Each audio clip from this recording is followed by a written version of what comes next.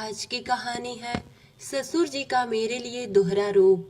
इस कहानी के सभी पात्र और घटनाएं काल्पनिक हैं। ये कहानी आपके मनोरंजन के लिए लिखी गई है। अगर ये कहानी आपको अच्छी लगे तो लाइक करें, शेयर करें। मेरा नाम चांदनी है। मैं 18 साल की खूबसूरत सी लड़की हूँ।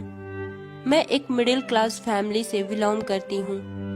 मेरे पापा मेरी शादी को लेकर बड़े चिंतित हैं, क्योंकि उनके पास ज्यादा पैसा नहीं है और वो मेरी शादी जल्दी से करके अपने सर का बोझ हल्का करना चाहते हैं। उन्होंने कई जगह मेरी शादी ढूंढी, पर ज्यादा दहेज होने की वजह से मेरी शादी नहीं तय हो पा रही थी।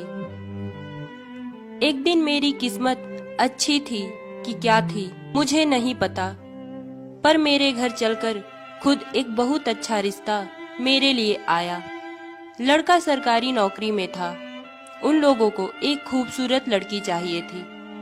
जो किसी दूर के रिश्तेदार ने मेरी खूबसूरती के बारे में उन्हें बताया, जो कि मेरे ससुर जी अपने बेटे के लिए मेरा हाथ मांगने आए थे।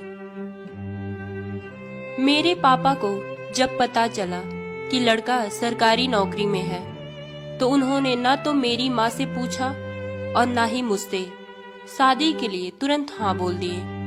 जब मैं कॉलेज से आई तो मेरी माँ ने इस रिश्ते के बारे में मुझे बताया, तो मैं तुरंत अपने पापा के पास गई और बोली कि पापा, आप मेरी बिना राय जाने कैसे मेरी शादी के लिए हाँ बोल दिए।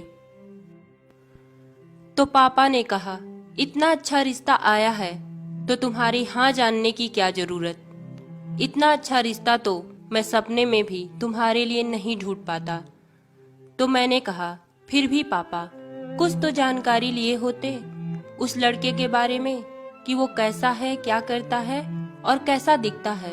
तो पापा ने कहा, इससे ज्यादा मुझे जानने की जरूरत नहीं कि वो लड़का एक दरोगा है और गांव में उन लोगों का बहुत सारा प्रॉपर्टी है। फिर पापा ने कहा, अब ज्यादा सवाल जवाब मत करो और कुछ दिन में तुम्हारी इंगेजमेंट है, अपने इंगेजमेंट की तैयारी करो।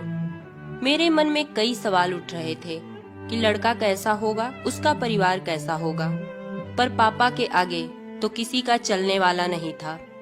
जिस दिन मेरी इंगेजमेंट थी तो मैंने पहली बार अभिजीत को देखा। मैंने कभी सोचा नहीं था कि अभिजीत जैसा सांवला लड़का मेरा पति होगा। अभिजीत के घर में सिर्फ अभिजीत ही नहीं, उनका पूरा परिवार मानो काला ही था। जब मैं अभिजीत को अंगूठी पहना रही थी तो मेरे हाथ में अभिजीत का हाथ ऐसा लग रहा था मानो ब्लैक एंड व्हाइट की जोड़ी हो। सिर्फ अभिजीत ही ऐसा नहीं था, उनका पूरा परिवार सांवला था। मुझे पता चला कि ये लोग मेरी खूबसूरती की वजह से मुझे अपना बहू बनाना चाहते थे, वरना इस जमाने में चाहे लड़का गोरा हो या काला, अगर उसकी अच्छी जॉब है तो बिना दहेज के शादी कहाँ। खासकर मेरे ससुर जी मुझे पसंद किए थे। उनके किसी दूर के रिश्तेदार ने उन्हें मेरे बारे में बताया था। कुछ दिन बाद मेरी और अभिजीत जी की शादी हो गई।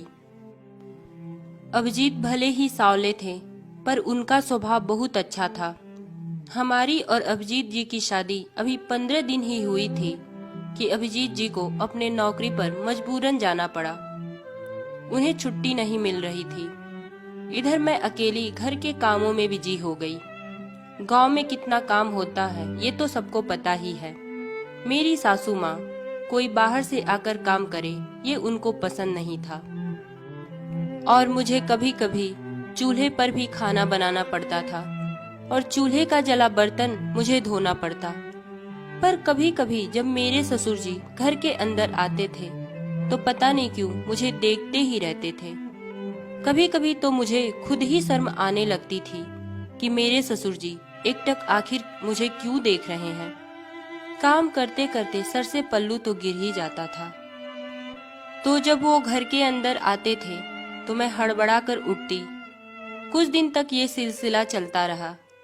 एक दिन मेरी सास और ननद मार्केट गई हुई थी और मैं अपने रूम में सोई थी। तभी मेरे ससुर जी घर के अंदर अचानक मेरे दरवाजे पर आकर खड़े हो गए और मुझे आवाज देने लगे। मैं उन्हें देख हड़बड़ाकर अचानक उठी। तभी उन्होंने कहा, चांदनी बेटा डरो मत, मैं ही हूँ।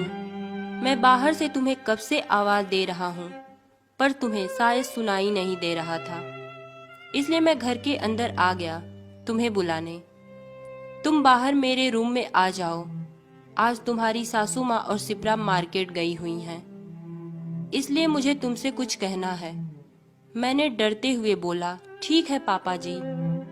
मैं अपने ससुर जी के रूम में डरते डरते गई।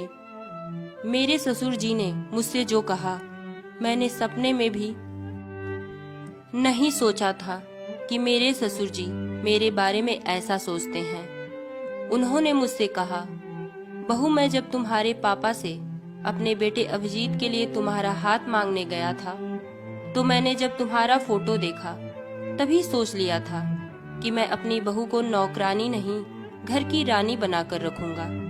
पर अभिजीत की जो माँ है यानी तुम्हारी सास, वो मानने को तैयारी नहीं। मैं तुम्हारे आने के पहले से ही मैं उससे कह रहा हूँ कि घर में एक झाड़ू पोछा के लिए बाई लगवा दे, पर वो आज तक न किसी की सुनी और लगता है न सुनेगी। इसलिए मैंने तुम्हारे लिए कुछ सोचा है। मैं चाहता हूँ तुम लखनऊ अभिजीत के पास चली जाओ। मैंने अभिजीत से बात कर ली है। विदाई के बाद तुम्हारा और अभिजीत का साथ भी अभिजीत की छुट्टी न मिलने की वजह से सिर्फ 15 दिनों का ही रहा। इसी बहाने तुम अभिजीत के पास भी चली जाओगी। मैंने अभिजीत से बात कर ली है। बहू मैं तुम्हें अभिजीत के पास भेजने के लिए तुम्हारी सास से अभिजीत की तबीयत खराब होने का बहाना बनाऊंगा कि अभिजीत की तबीयत खराब है और बहू का जाना जरूरी है। इसी बहाने तुम चली भी जाओगी और यहाँ के नौकरानी जैसे कामों से छुटकारा भी मिल जाएगा। फिर उन्होंने कहा, बेटा चांदनी जाओ जल्दी से अपनी पैकिंग कर लो। कल शाम की तुम्हारी ट्रेन है, मैंने टिकट करवा दिया है। नहीं तो तुम्हारी सासू माँ अभी आ जाएंगी और आते ही तुम्हें काम में भिड़ा देंगी। ये नहीं सोचेगी कि बहू को जाना है तो पैकिंग भी करना जरूरी है। मेरे ससुर जी जब ये बात मुझसे कह रहे थे तो मेरे आंखों से आंसू छलक रहे थे। आज तक तो मेरे खुद के पापा ने कभी मेरे बारे में इतना नहीं सोचा जितना कि मेरे ससुर जी। तो मैं कल शाम की ट्रेन से अभिजीत के पास चली गई। तो दोस्तों, ये कहानी आपको कैसी लगी कमेंट में बताइएगा। धन्यवाद।